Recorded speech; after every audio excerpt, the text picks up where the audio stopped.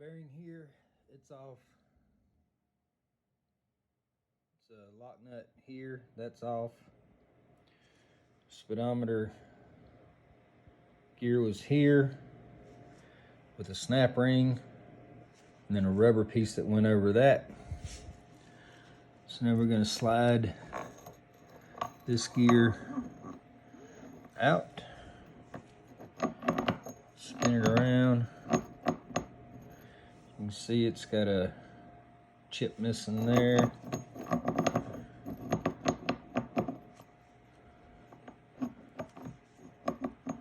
Guess it's not really as bad as I thought it was. Inside of here you got this piece that's got some wear on it. You got that gear's behind the shift fork, so that one can stay for the time being. Slide this one off.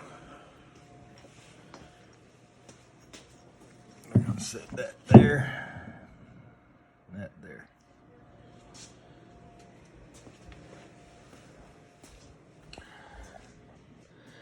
I believe this one is the reverse gear.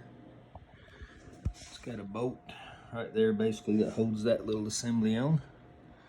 We're gonna pop that out of there, see what else we find.